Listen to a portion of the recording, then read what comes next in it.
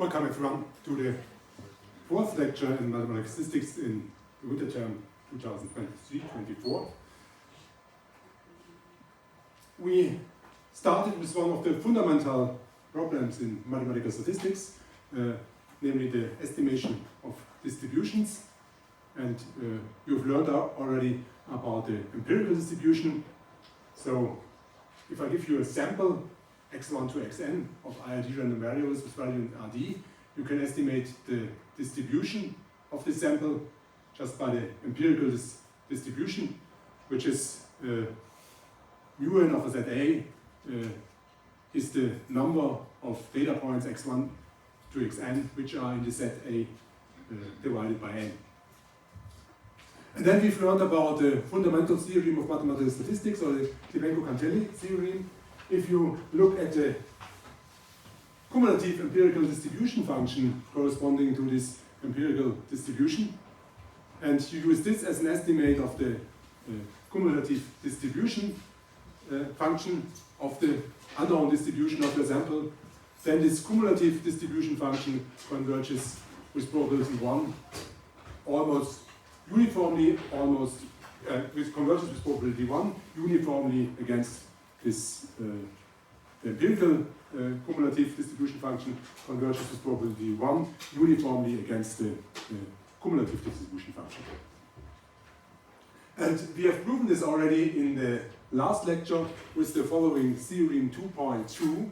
If you have x1 to xn are IID, RD valid random variables, mu is the distribution of x1, mu n is the empirical distribution of x1 to xn, and calligraphic A is a subset, non-empty subset of the power set of RD, then for n in n and epsilon greater 0, it holds the probability that the supremum over A in calligraphic A of absolute value of mu n of A minus mu of A is greater than epsilon is less than A times the nth shadow coefficient of A times E with power minus n epsilon squared divided by 32. And from this one, we concluded the following corollary 2.3. If you have in theorem 2.2 that the logarithms of the nth shadow coefficient of calligraphic A divided by n converge to 0, then the supremum over all A in calligraphic A of absolute value of mu n of R minus mu of R converge to 0 almost surely, which was a very simple exercise. And from this, you get the fundamental theorem of statistics just by the bound that the n shadow coefficient of the set of all half-open intervals from minus infinity to x in RD is less equal than n plus 1 to power d. So then you see the log of this, it's basically log n divided by n goes to 0. And what is left now is to prove theorem 2.2. And that's what's left for this lecture today. And basically, we will spend the whole lecture today to prove this theorem, but since this proof is not really difficult, it's possible to give this proof without looking into my lecture notes. And I also should add that this proof is one of the, to present this proof or prove this theorem is one of the questions of my list of exams questions.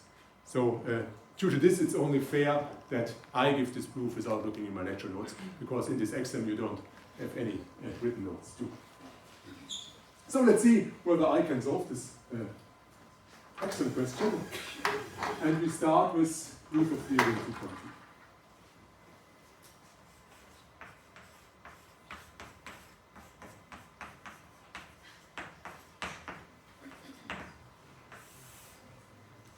The first thing is clear, the left-hand side is probability is less or equal to 1.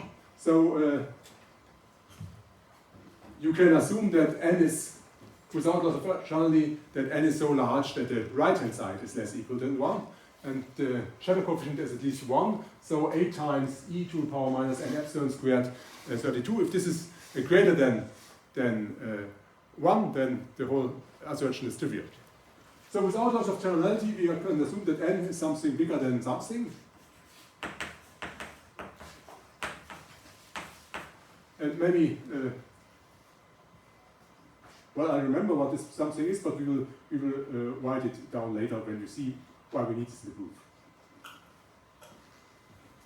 And I just give the reasoning. The reasoning is because otherwise the right-hand side is fairly equal.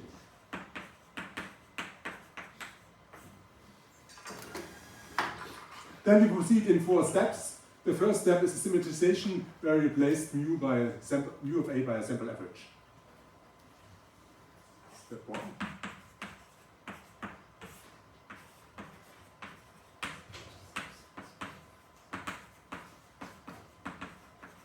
And for this sample average, we use new random variables which are independent from the given random variables, and I call this a ghost sample. So symmetrization by introduction of a ghost sample.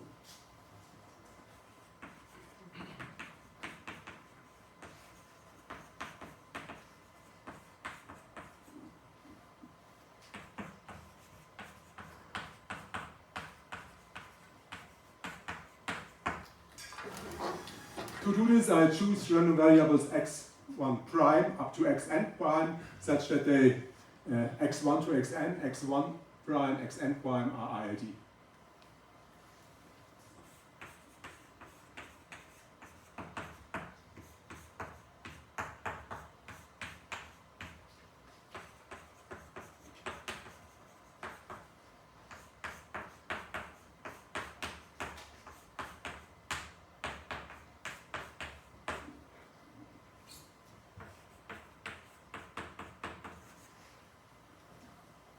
And of course, I have to argue why is this possible. Well, this is not always possible because they are independent identity distributions. If you speak about independent random variables, they have to be defined on the same probability space. Otherwise, it's not possible. But what you can do, if you look at the assertion does not depend on the probability space. It only depends on the joint probability of on the joint distribution of x1 to xn.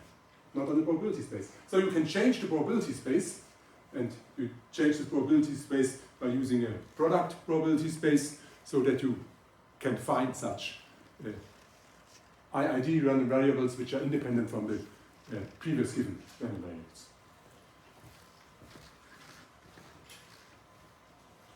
So maybe I add, maybe change probability space.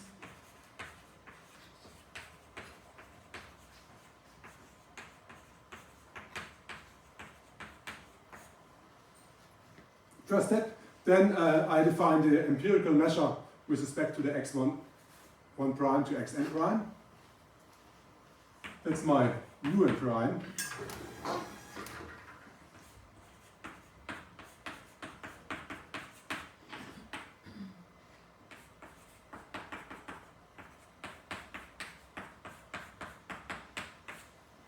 Mu n prime of Z A is 1 over n times 1 over n, sorry,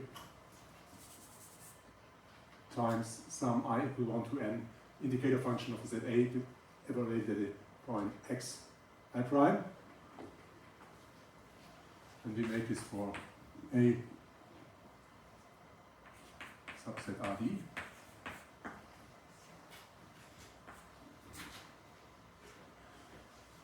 Second point, third point, I choose the, okay, I said I use an abbreviation. x1n is just a vector of the x1 to xn.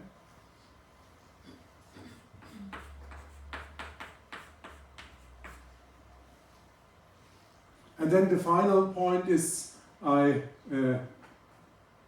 choose the ZA star depending on my data, such that if mu n or mu n of A star minus mu of A star absolute value is greater than epsilon, if and only if the supremum is greater than epsilon.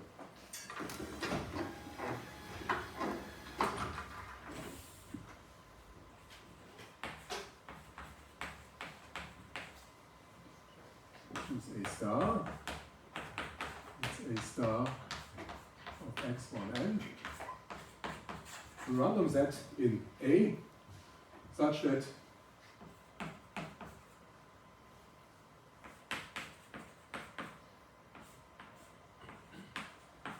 mu of A star minus mu mu of A star epsilon holds if and only if the supremum over all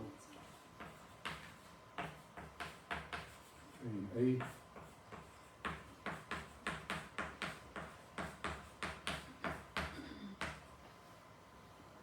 absolute value of mu of A minus mu of A is greater than epsilon. Does there exist such and that? Well, easy. In case that the supremum, if is greater than epsilon, then you choose just any of the z's in A which have this probability that mu of A minus mu of A absolute value is greater than epsilon. In case that the supremum is not greater than epsilon, then you choose A star arbitrary in A, just some fixed set.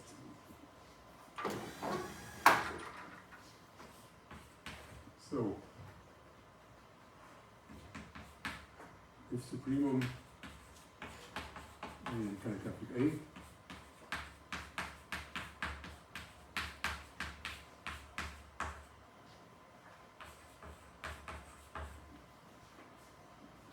then choose A star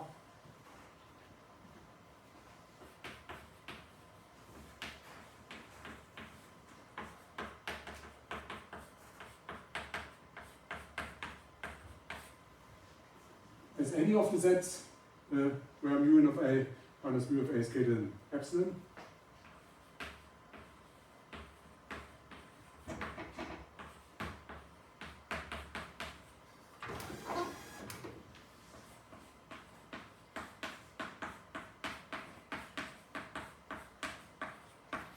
And otherwise choose A star element A arbitrary.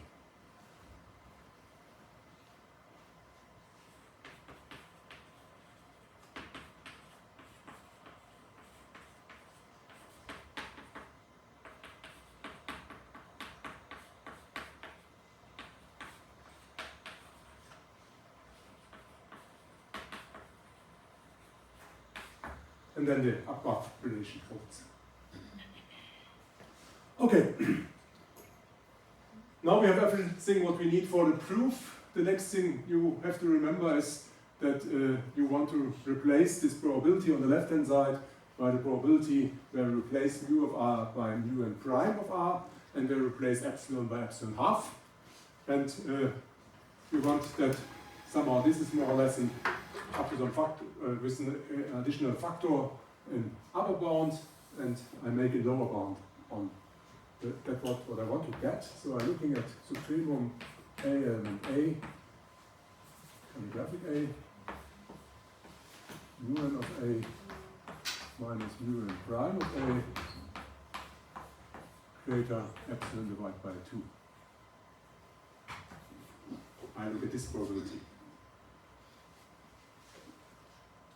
And this probability, the first thing, it's lower bounded if I plug in instead of the supremum in the if I replace the supremum over A by any, or the supremum over this absolute value, or difference of the absolute value of the difference by the absolute value of the difference of any set A. And that's true, the lower bound, as long as the set A is an A, calligraphic A. And then you can also plug in a random set, and I plug in my A star. So we have, this is greater than the probability of mu n of A star minus mu n prime of A star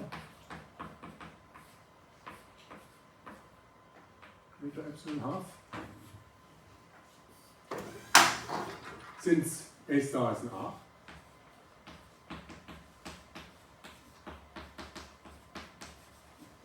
and therefore the left-hand side of the in the probability on the lower probability is less equal than the left-hand side on the probability on the first line. And now we want to go back to mu n of A star minus mu of A star. So somehow I want to have a lower bound by a probability of un of A star minus mu of A star greater epsilon. But that's obviously not true. I just write in this way. But I add some additional condition. Additional condition which ensures that if the event of this probability below holds, then the event of this probability above holds too. And here we have mu n has from u a distance greater than epsilon if at the same time u n prime of A star minus mu of A star has a probability less than epsilon half, or less equal than. Well, if this number has a distance greater epsilon from this number, and the other number has a distance less equal than epsilon half from this number, then they both must have a distance of at least epsilon half. So the event here is a subset of the event above. Therefore, by monotonicity of the probability, this is the lower bound of the probability.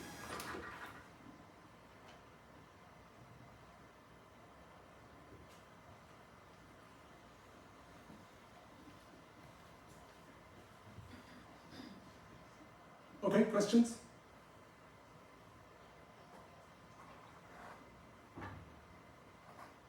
And of course, you do not see what I'm doing at the moment, but it's rather easy because the next idea is this probability. Probability is always an expectation of the indicator function. The indicator function that the event holds. The indicator function that this event holds is the product of two indicator functions, namely that the first condition holds, indicator function times product as the second condition holds. Then you have the expectation of a product of two indicator functions. Then the expectation is the expectation of the conditional expectation, given x1 to xn.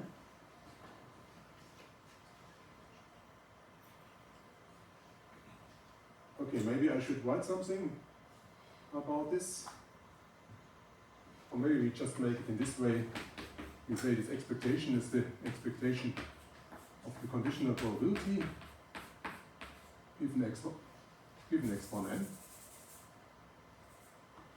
That's why I use this abbreviation, or have introduced this abbreviation.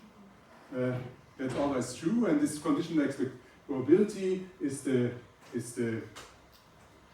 conditional expectation of the corresponding indicator function. This corresponding indicator function is the product of two indicator functions, and then you see one of these two indicator functions, namely the indicator function of the event absolute value of mu n star minus mu star greater epsilon is a measurable function of x1n.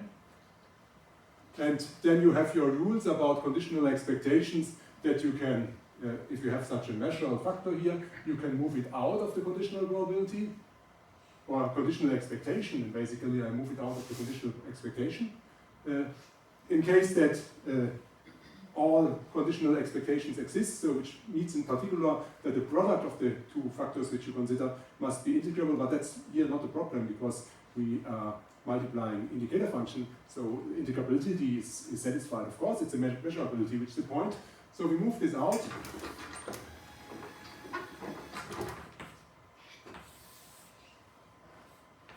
Get the expectation of the indicator of mu n A star minus mu of A star greater epsilon.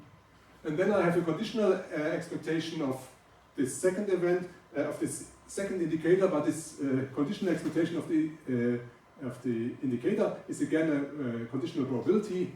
So that's the probability that mu n star mu n prime from A star minus mu of A star is less equal value is less equal epsilon half, given x over n, then you have to enter this tick bar.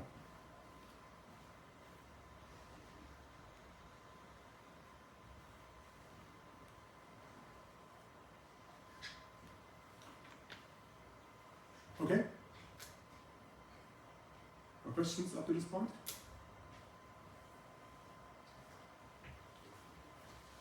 Then we look at this probability, and the idea is this is greater than 1/2, since. And that I have to argue. And for the first, to see what is this about, we first forget about the dependency of the A star of x1n. So we consider for A and A. I just consider the probability that mu n of A minus mu of A, and instead of giving a lower bound on the probability that is less equal than epsilon half, I'll give an upper bound on the probability that is greater than epsilon half. If you look at this, what can you say about this? Well, would you remember the definition? 1 over n, I equal 1 to n,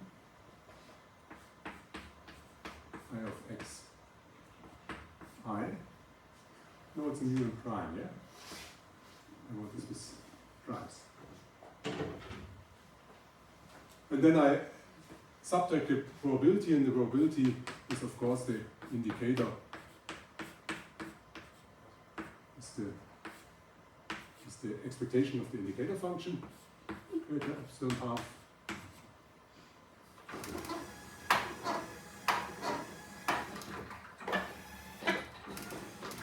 Then you use the standard bound. I use here Chebyshev.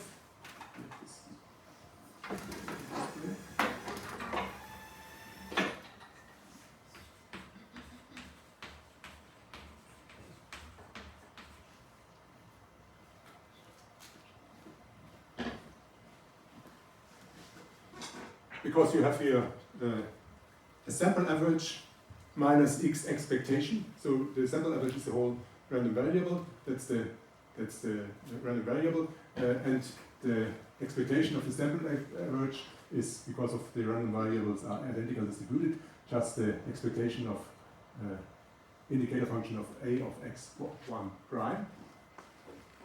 So the whole thing is less than the variance of the average divided by epsilon half squared.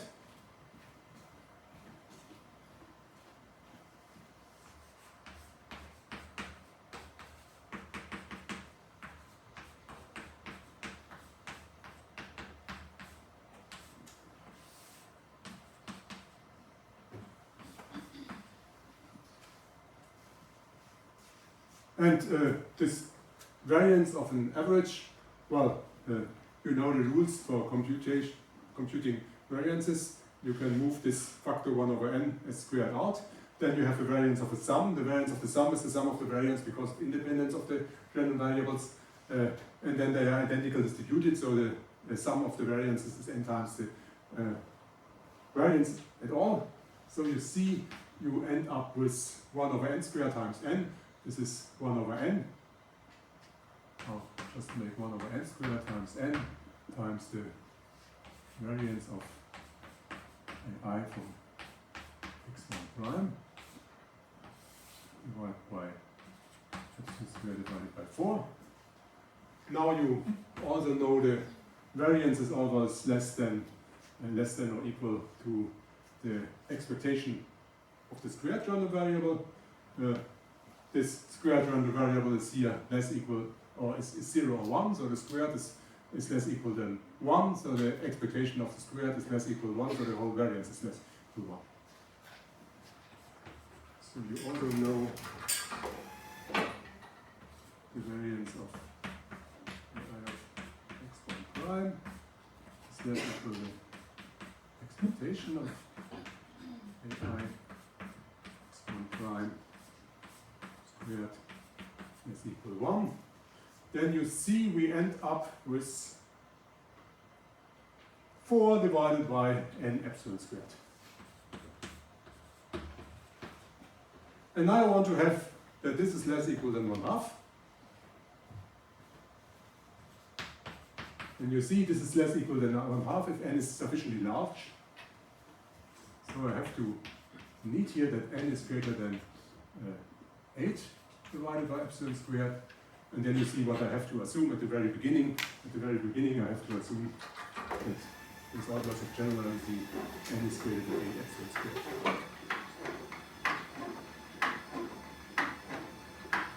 And that's what we just add here.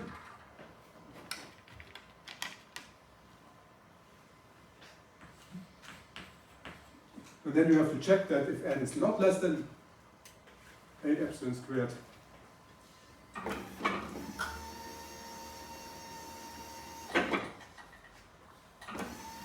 then the right hand side, which we have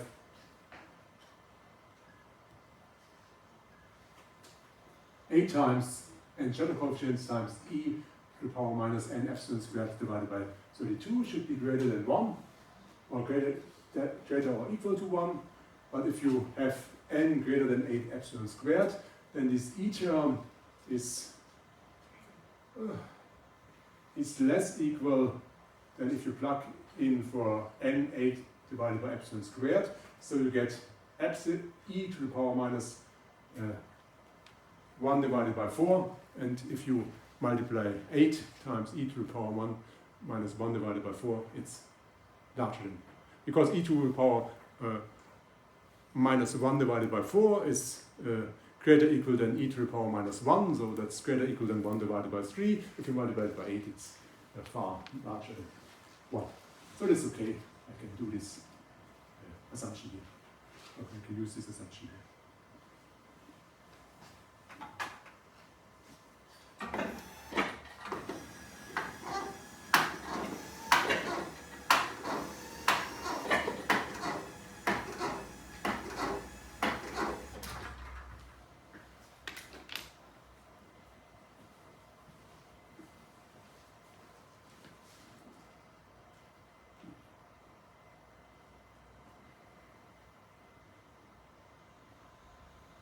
Okay, do we see it?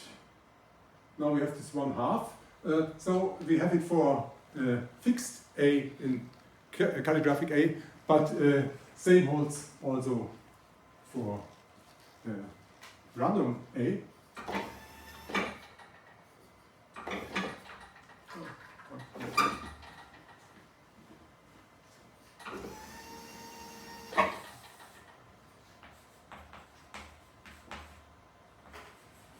Analogously, we get, if we use a random, because this randomness is independent of the random variables we have, and we condition on this randomness.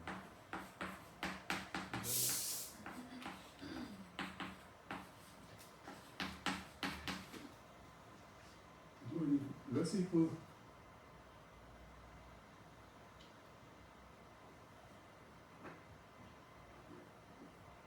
Yes, it's any less equal. Oh, no, I need to condition here, sorry.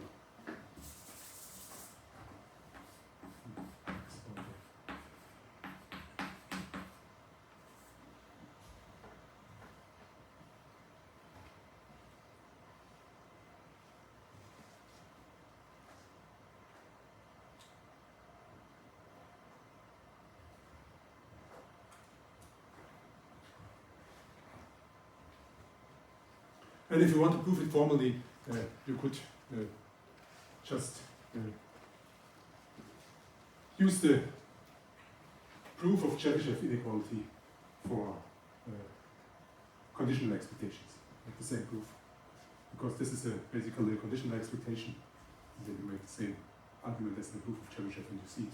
Or otherwise, you can of course argue that because these random variables are independent from the other ones, you can basically look at the factorized conditional expectation or probability, and that's just the probability you get if you plug in fixed values for these random variables. That was also one theory of probability theory which we had introduced. So we are here. So we are from here to here.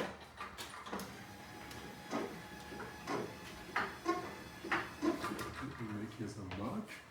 This goes on from here to here.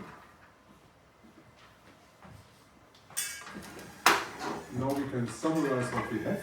So far you can replace this 1/2. So this is greater than 1/2 times the expectation of indicator function that u of a star minus u of a star greater epsilon.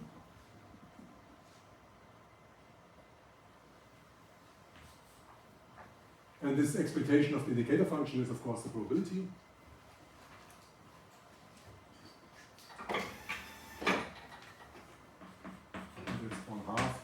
Probability of u of a star minus u of a star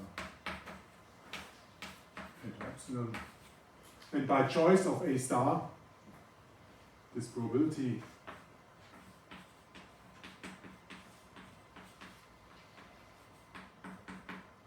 is the same as the probability, or 1/2 times the probability that the supremum over all a and telegraphic a from this absolute value is greater than epsilon.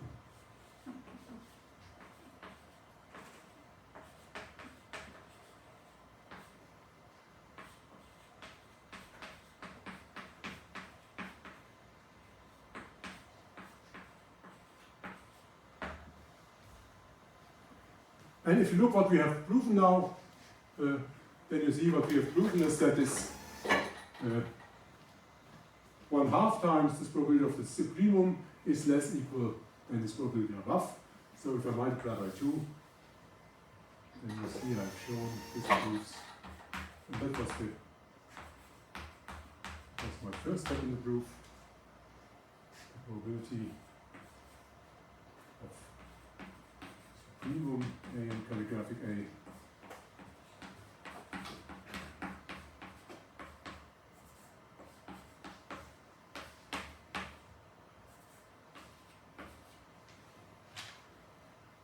this one is less equal to 2 times the probability of the supremum a and a, and we get u of a times u prime of a greater epsilon. So I did what I wanted to get, or I got what I wanted to get. I replaced inside the probability the u of I by an empirical measure of an independent sample. And I had to add a factor 2 to the probability, and I had to replace epsilon, make the right hand side a little bit smaller, replace epsilon by epsilon half. But that's it. And that was the first step. Questions so far?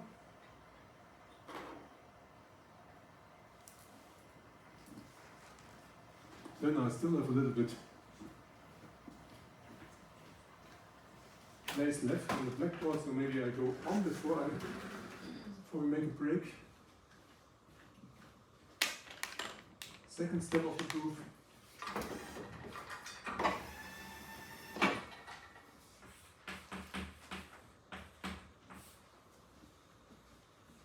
In the second step of the proof, I introduce additional randomness by random signs. So introduction.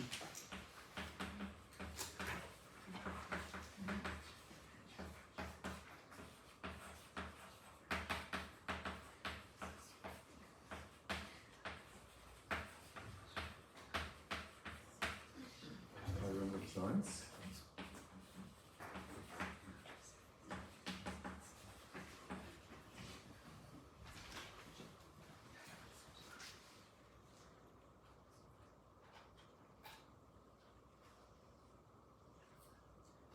What do I mean by random signs? Let me first introduce some additional random variables. I introduce so-called Rademacher random variables. These are random variables which take on the values +1 and -1, each with probability 1/2, and are independent. And I choose them independent of the whole randomness which I have until now. So, and I call this, and this is what I call random signs. Choose random variables U1, 2, and N, such that this probability that they're +1 or -1 is 1/2.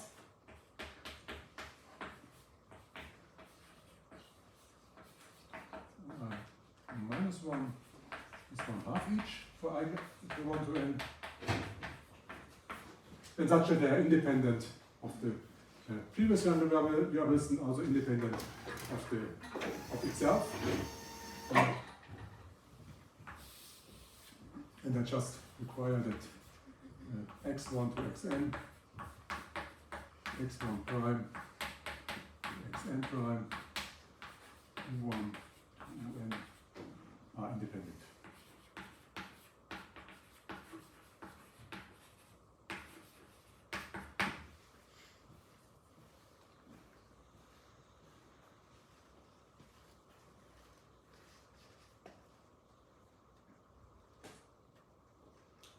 And then my next argument is that I look at the x1 to xn and the x1 prime to xn prime. They are IID random variables. So if you look at the joint distribution of these two random variables, if you swap any two components, it has the same joint distribution.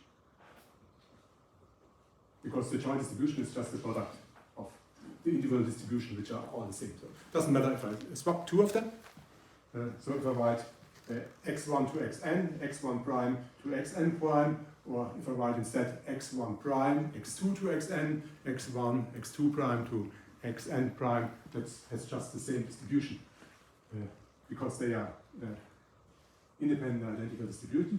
And then the next observation is I can even randomly interchange these two factors as long as this randomness where interchange is independent of the random variables. So, since, and let me write this one, x1, and I use a new similar notation. So x prime 1 to n is just x1 prime to xn prime, RID.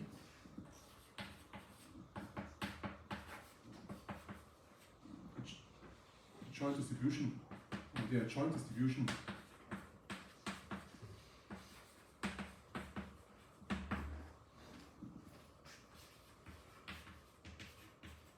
does not change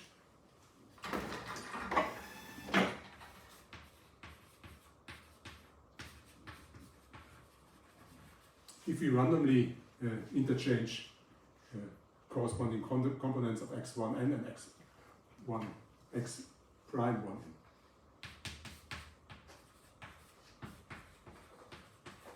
If we interchange, or even if we randomly interchange,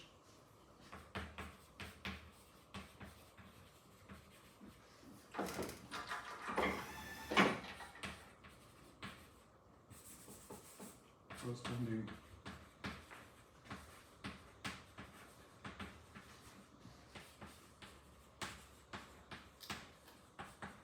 units of x1n and x prime 1.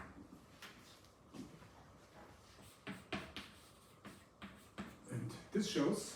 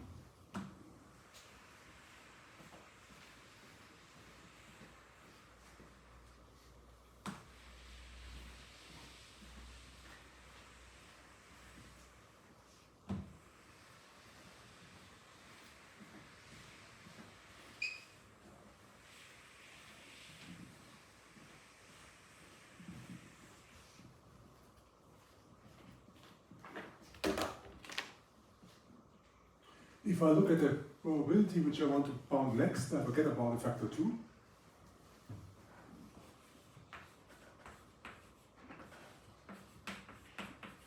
Supremum A and A of u of A minus u prime of A, epsilon divided by 2. I plug in the definition of mu and mu prime.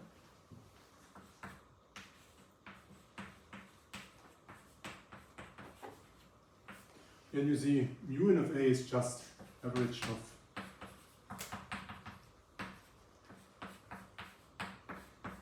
xi. And for mu n prime, you have the average of the ai of xi prime. And I just put everything in the same sum.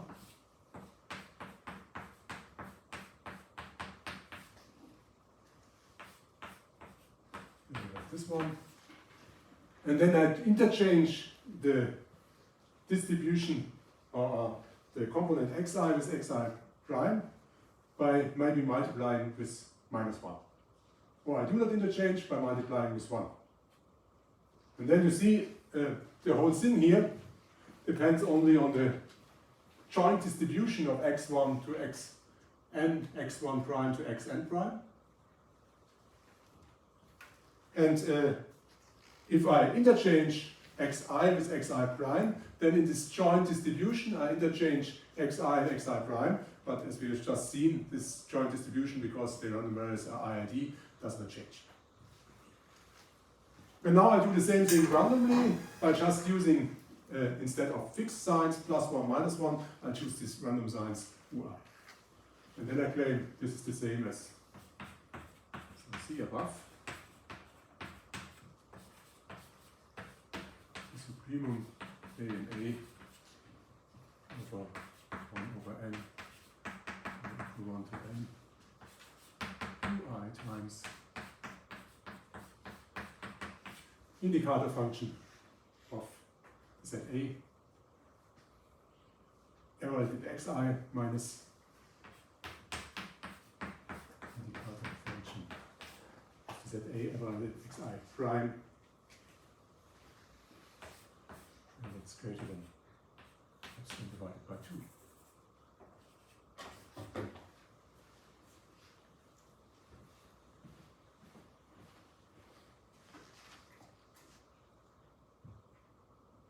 And that's our next step.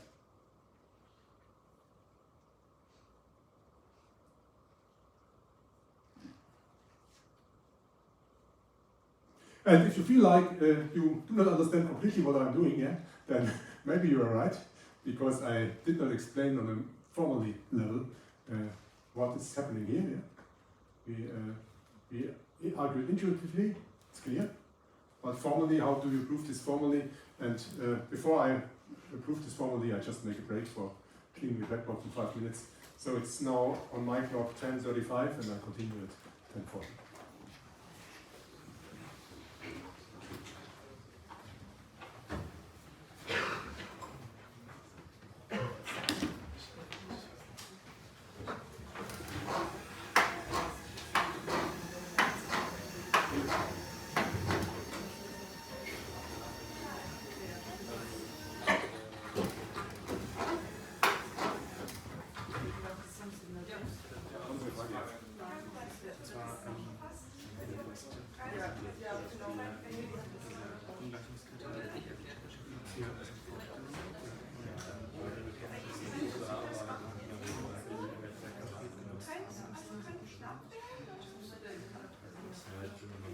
Bei dem, wo die Komplementwahrscheinlichkeit Vorsätzlichkeit.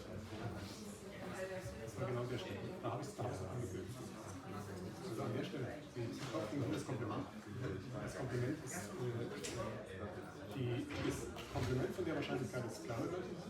Deswegen ist die Wahrscheinlichkeit selber positiv.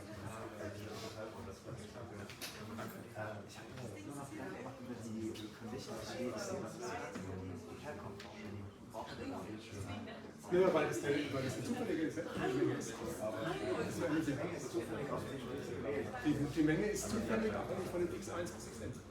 Okay. Und jetzt bedinge ich drauf und dann halte ich es fest. Okay, die Belegenheit quasi die Menge dann. Genau, und dann tue ich so, als wäre es eine feste Menge. Ne? Okay. Anders könnte ich es nicht, ne?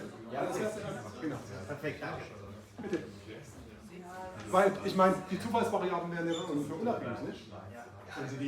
Wenn Sie die Zufallsvariablen, wenn Sie in der Menge noch die ganzen Zufallsvariablen verwenden, dann werden die Indikatorfunktionen nicht mehr unabhängig. Ne? Da können Sie dann auch nicht nur die Varianz, die Summe der Varianzen. Bitte.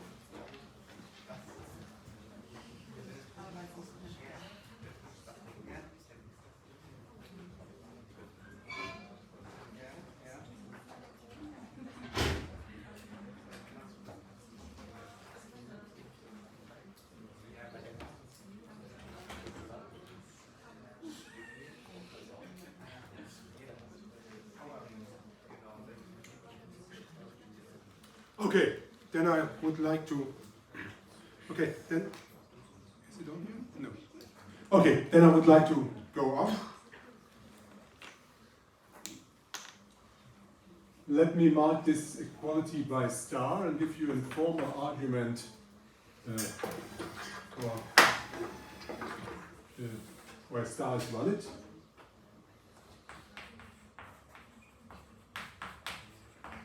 Look at the right-hand side of star.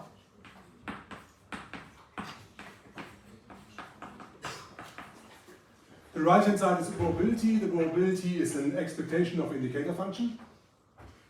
Use the this probability can be written as an integral with respect to the joint distribution of the random variables. The random variables are x1 to xn, x1 prime to xn prime, u1 to un. This joint distribution is a product distribution.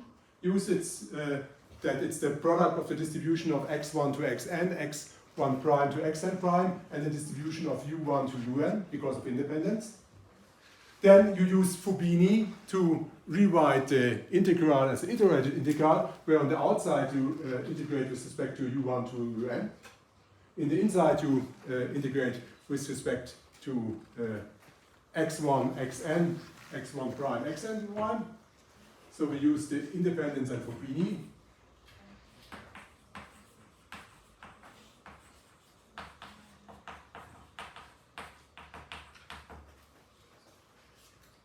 And then you see you can write this as an iterated integral. And the inner integral, so the outer integral is respect to the u1 to un. So in the inner integral, the values of u1 to un are now fixed. These are small u1 to small un. And this inner integral is about the indicator function. And you write this inner integral again as a probability.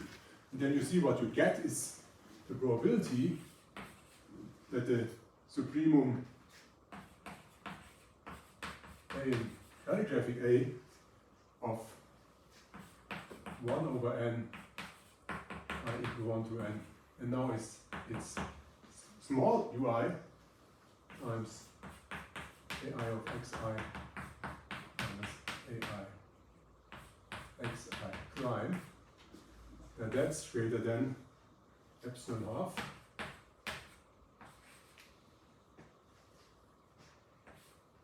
And we integrate with respect to u1 to un.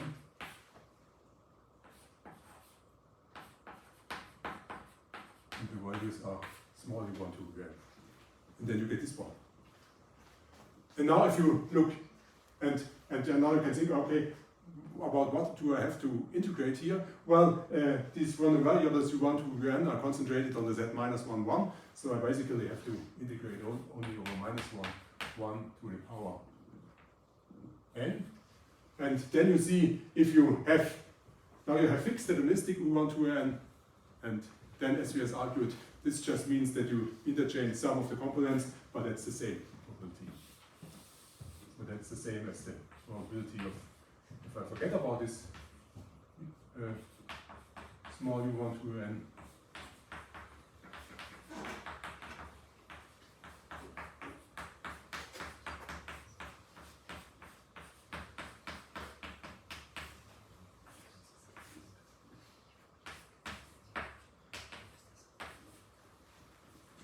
and then you see that's independent of the integration, so you just get the left-hand side of star.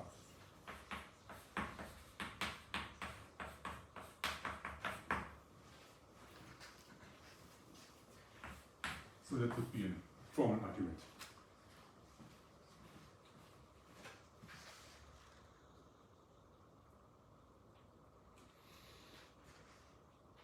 Okay? And of course you can make here the same formal argument by, oh sorry, there's a bracket missing, by writing here this as an integral with respect to the joint distribution. And then somehow you have to find the notation of this ui times thing. But it's not, well, it's a little bit ugly, but maybe it should be clear in this way. Okay, and now you see what we can do next. We have the difference of two absolute values, basically, of two averages, but the difference is greater than epsilon half. I can upper bound this by that, so difference of two values is greater than epsilon half if I can upper bound that at least one of them is greater than epsilon divided by 4. You have a question? Just as, because you have said that the proof is will be happening in the exam, or in the questions. In the list of questions could be in your oral exam or in your written exam. Yes. Correct. We also have to know the formally explanation for this. Or Sure, if I ask for it. And you have to know, you have to understand what we are doing, yeah? So of course, that's especially for oral exam, yeah? It could be that you present this proof and then you are completely happy, but then I told you already, yeah? For each question which I pose, I will at least ask an additional question. And one additional question could be, listen, what are you doing really here, yeah? So you have to understand what you are doing, yeah? That's clear. And you also see it's not possible if the length of the exam or the time of the exam is or the duration of the exam is 35 minutes. It's not possible to make this proof there, yeah? So I will somehow say, okay, skip this step, it's okay, present me the other steps, and so on. For the written exam, it's a little bit more difficult. Of course, I cannot. Then I have to explicit tell you what you have to explain in detail here. But I could ask you to prove this in detail, because I also told you for the written exam that it might be that I don't present this question in the form it is in the list of actions. I just present it in a modified way, and one modified way would just prove this one formally, of course. Okay. So now you see this is the probability that the supremum over all A and A of average of Ui times indicator of A of xi minus average of Ui times indicator of xi prime is greater than epsilon half. That's less than the probability that is supremum A.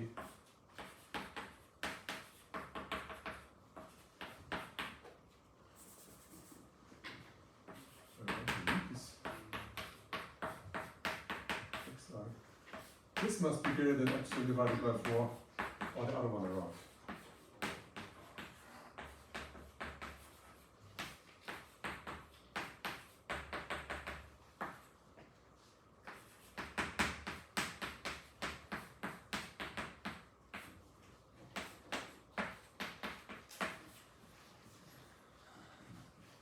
Because if both of these events do not hold, then this event cannot hold. And now you see, since these random variables are, well, by the choice of the random variables, we have x1 to xn, x1 prime to xn prime, and u1 to un are independent, and the x1 to xn, x1 prime to xn prime are IID. And then I have the joint distribution of x1 to xn, u1 to un is the same as the joint distribution of x1 prime, xn prime, u1 to un. So these two probabilities are the same. So I get 2 times the probability.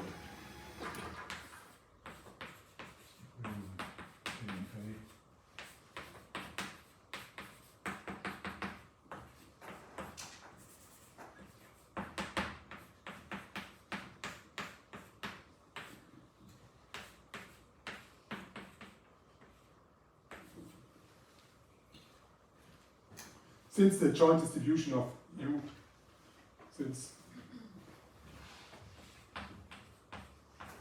maybe just write it in this way, x1 to xn,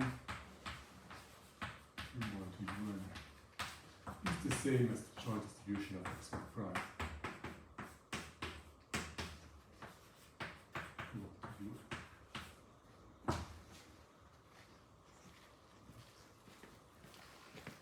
So I've reduced the whole probability by the next term.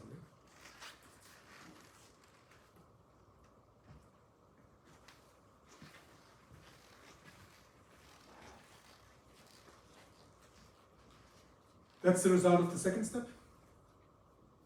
So you see the first step shows this probability of the supremum is 2 times the probability of this difference of the empirical distributions greater epsilon half, and now another time is selected, then 2 times the probability of this average greater epsilon divided by 4. So actually we already get outside a factor 4, and now we found this one by 2 times the n shadow coefficient times this e with power minus n epsilon squared divided by 32, and then we are finished. In step 3, we condition on the x1n. Condition running on x1n.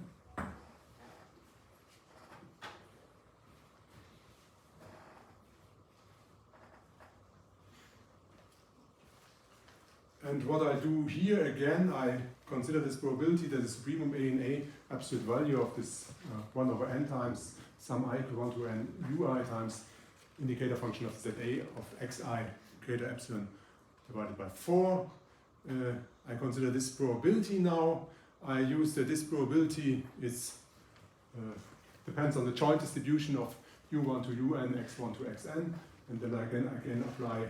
I could either use this probability as the expectation of the conditional probability, but and then argue with independence and so on. But it's easier to argue directly with Fubini to say that this joint, this probability which depends on this joint distribution is an integral depending on joint distribution. This joint distribution, because of random independence, is a product distribution, and then by Fubini I can write as integral, and then I can, on the outside this time, I integrate with respect to x1 to xn.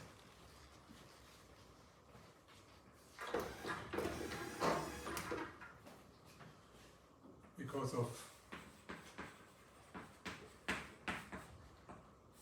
x1n and u1 independent, we get by Fubini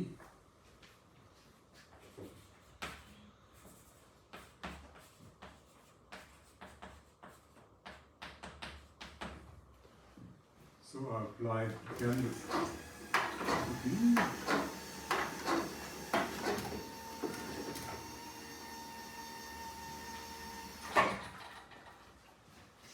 And I look at this probability, supremum A, calligraphic A,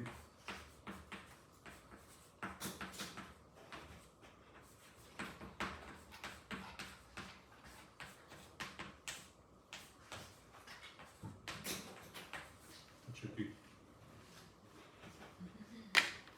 greater than epsilon divided by 4. This probability is an expectation of the corresponding indicator function of the event. This expectation you write as an integral with respect to the joint distribution of x1 to xn, u1 to un. This joint distribution is a product distribution of u1 to un and x1 to xn. You apply Fubini, and on the outside this time we integrate with respect to x1 to xn, and on the inside we integrate with respect to u1 to un, and the integral of the inside is an integral of an indicator function, which I consider again as a probability. And then you get that the whole thing is the same as the integral. Yeah, and maybe I make an RD with exponent n of the probability of supremum A and capital A.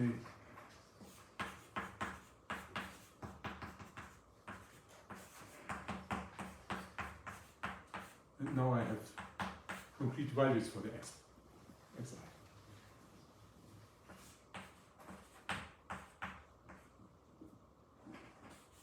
And that's I integrated with respect to x1 to xn. And I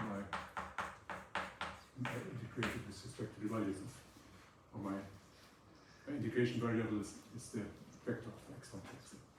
So we get this one.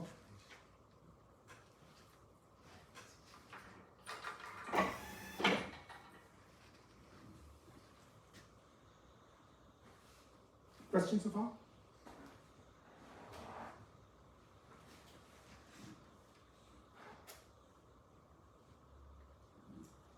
So it's the same argument as above.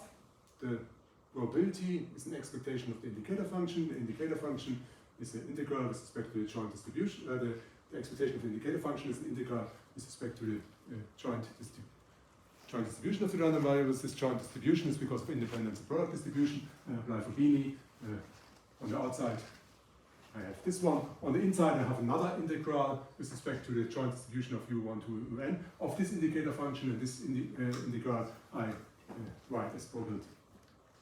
And that's it. Alternatively, you could say, okay, this one is the same as if you condition on the on x1n is equal to small x1n, and make an integral with respect to x1 to xn, and then use that because of independence, you can just replace inside the capital Xi by its values and skip the condition. It would be some theorem for conditional probabilities or conditional expectations, but I like the other argument more. Okay, and now we have still a problem that we have the supremum over all sets A in capital A. We don't want to, do not know what to deal with that, but in fact it's easier now, because how does A affect this whole probability? Well, only by the values of the indicator function of A at the points x1 to xn. So it depends on whether some set leads to a new value here, depends on whether this vector of indicator functions ever at x1 to xn is different or not.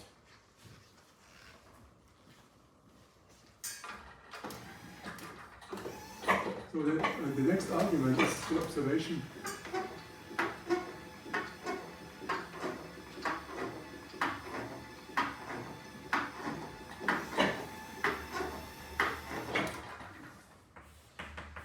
since I look at this indicator x1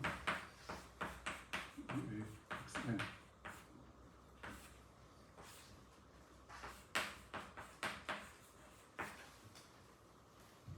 and this indicator takes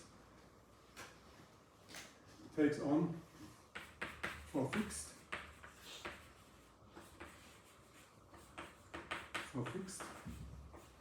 x1 to xn in Rd, and inside my probability above, these values of x1 to Rd are fixed.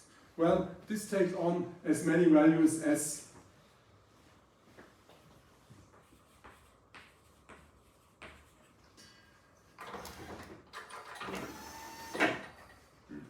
not good.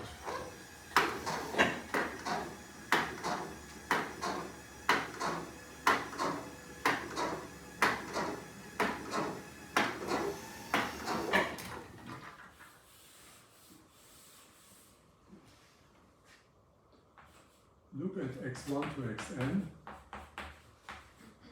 intersected with the set A. Well, this vector indicator of A of x1 to indicator of A of the set A of xn just describes which of the x1 to xn are in the set A. And on the other hand, this intersection also describes which of the x1 to xn are in the set. So there's a one-to-one correspondence. So this one has many values as this one.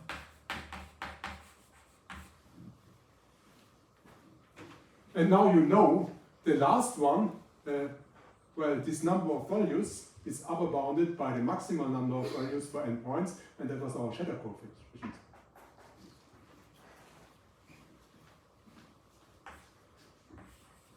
And above, there exists at most SRN, n, many different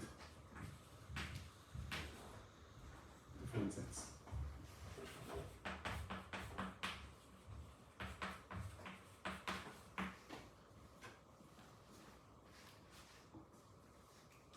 So this supremum above is in fact maximum over SRN of at most SRN many different random variables.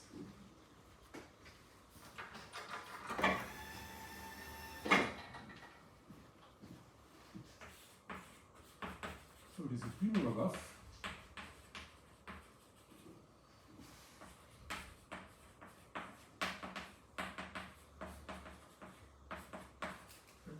maximum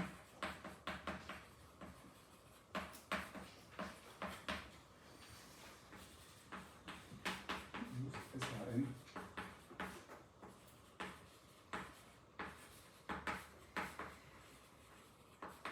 different random variables.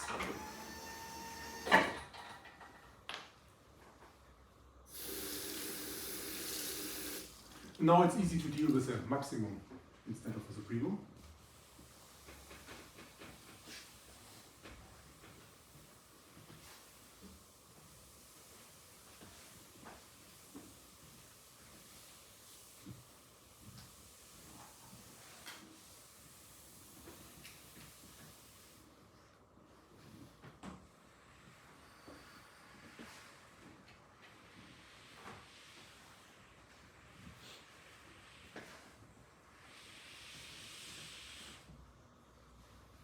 And there's one elementary bound for the probability that the maximum of random variables is greater than some value delta, or the absolute value. This is the so-called union bound.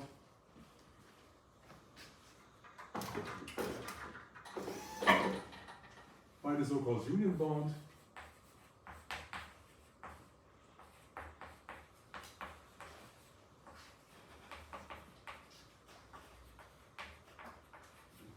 and I explain what I mean with union bound.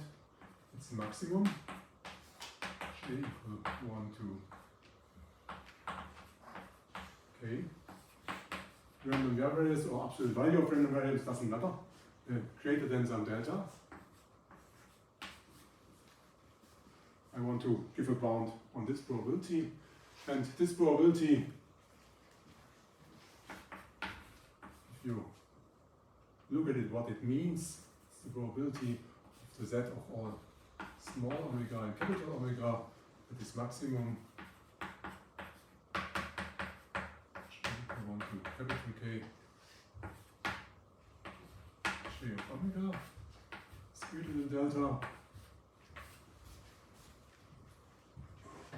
And this maximum is greater than delta if for any of the j's it's greater than delta. So you immediately get that this is equal to the probability of the union. J equal 1 to k of omega and omega and j of omega, zj of omega. Then you know the probability of the union is less than the sum of the probabilities.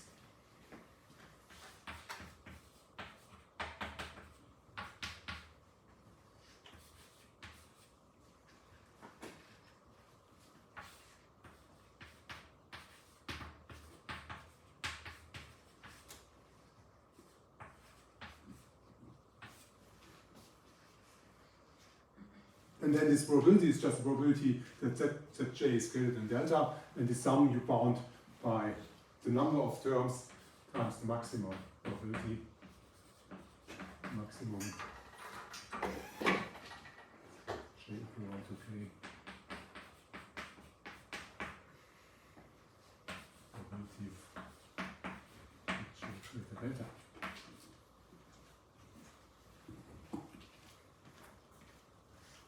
So that's a very elementary probability, and that's what we apply now to our probability inside the integral, which is in fact the maximum over so many. And then you see I have to clean the blackboard before I write it.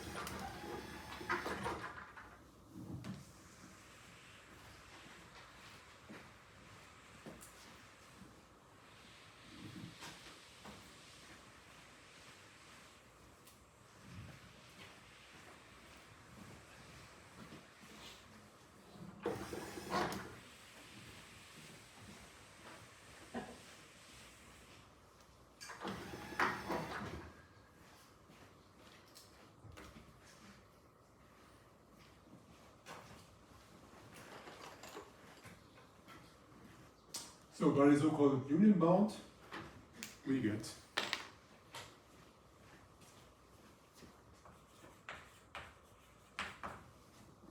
this probability above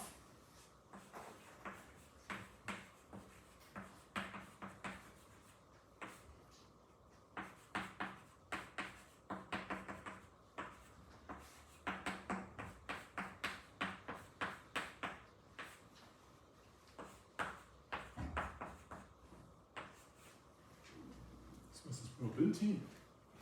We had represented this probability or rewritten this probability as this integral. Inside the integral, we have a probability over a supremum, which is in fact the maximum, and we bound this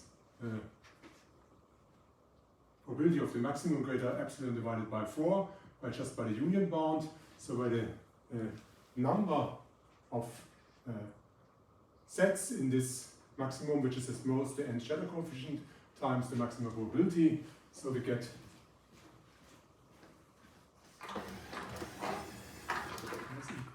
I have still this integral d exponent n. Then the number of the k is the n shadow coefficient.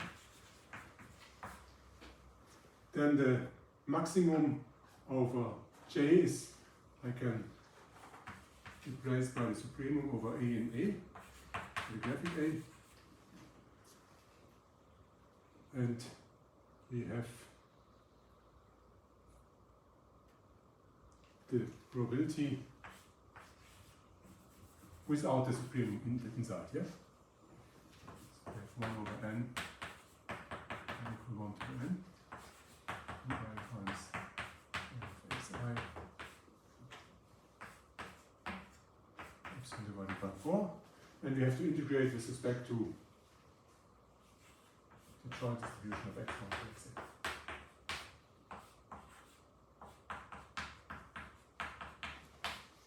And you get this one. Now I upper bound the term inside the integral by just making the supremum over all possible values of x, and then the integral is over a constant. I can move this constant out, and I integrate this back to a probability measure, so the integral is just 1, so I can forget about the integral.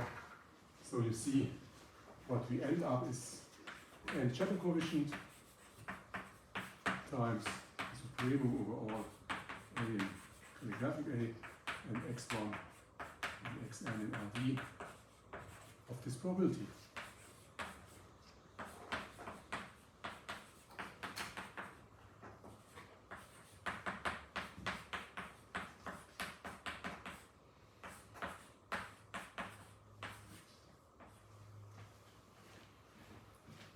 And now I don't have any supremum over some sets in the probability anymore.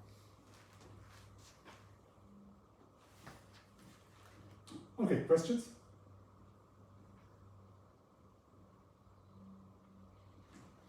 So you see what's left. Well, we had from before we had already a factor 4 here. Then we get this shadow coefficient, and now we have to bound this probability. And now we just fix a in a and x1 to xn in Rd. And bound this probability. And this we do by application of Höfting's inequality. And that's step 4.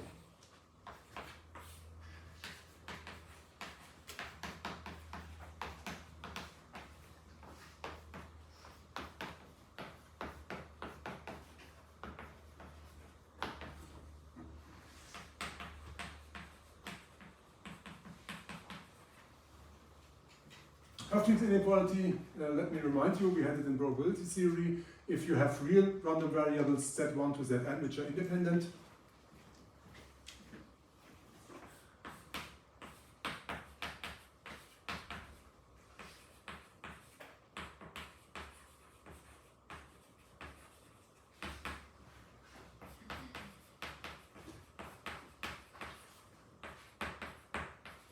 and you give a bound on their range.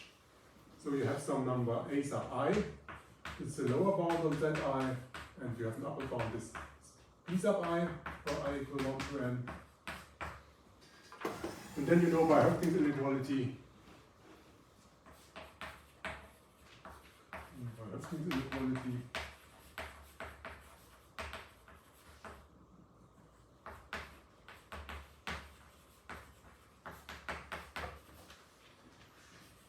the probability, you look at the absolute value of 1 over n, I equal 1 to n, set I minus its expectation.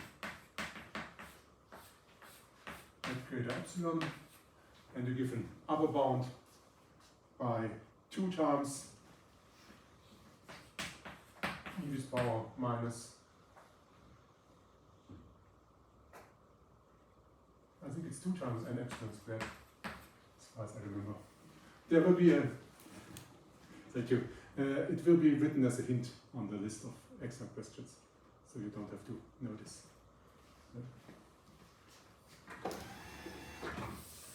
Now we fix x1 to xn in Rd and a in A.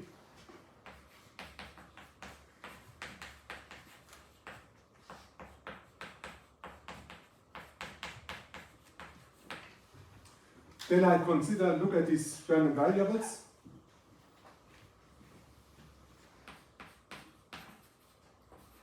Ui times indicator of x1. No, let's put a small x1 here. I times indicator of xn. They are independent, of course, because the u1 to un are independent. They have expectation 0 because the u1 to un take on values plus and minus 1 with expectation 0 are independent.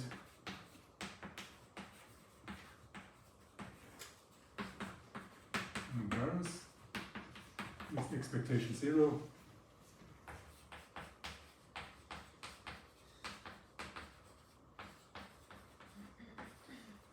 And if you look at this lower bounds, well, the u1, ui are plus or minus 1. So you see it's minus 1 is less equal than ui times the indicator is 0 or 1, xi plus 1.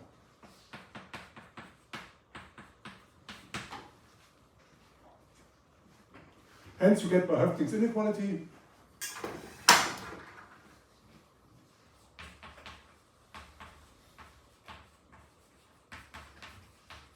Höfting's inequality.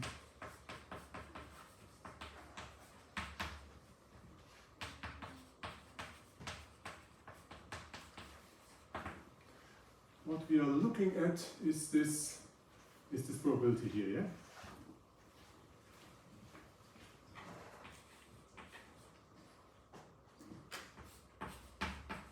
Over n, I equal 1 to n, ui times indicator xi should be greater than epsilon divided by 4. So in fact you have the random variables minus 6 expectation because the expectation is 0. So I can directly apply. Someone has given me a thumbs up here for Höfting's inequality, but that's not Höfting's inequality. Yeah? Sorry for. Okay, I was so successful until this point, but I have the excuse that you will get this Höfting's inequality as a hint here. So I should have given it me myself as a hint too. The Höfting's inequality is, I think it's minus 2 times n times epsilon squared divided by 1 over n, I equal 1 to n, ei minus ai. That's good. That's it.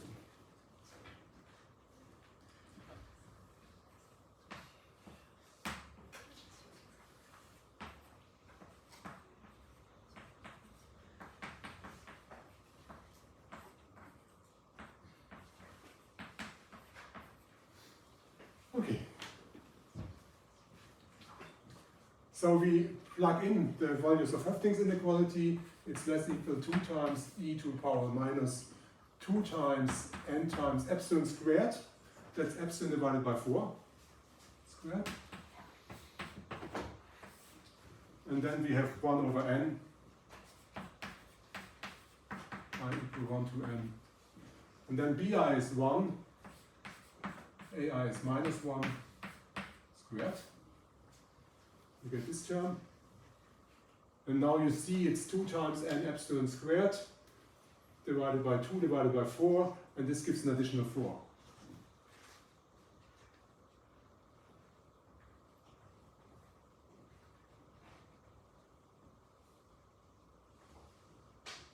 And this gives you 16. Yeah.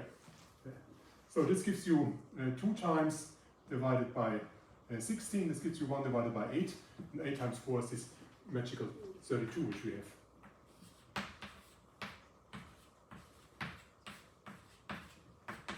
And that's the end of the proof. Because if you summarize now all the assertions we had, where this first probability was less than 2 times the second probability, was less than 2 times the fourth probability, and this fourth probability was less than the n-channel coefficient times this probability, and this probability has an additional factor 2 in front, so it's 8 times the channel coefficient, and then you get exactly the 2 times e with power minus n epsilon squared divided by 32. You have a question? Any questions?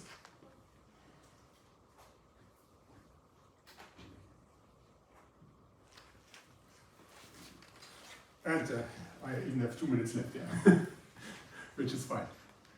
Questions so far?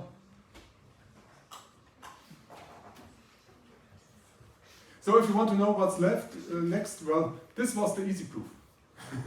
Next is not so completely easy proof. That's the next thing we do. And I think the next proof I won't finish in one lecture. I will need, and I think I won't give it without looking in my lecture notes. So this is a standard result from statistical learning theory, and rather nice.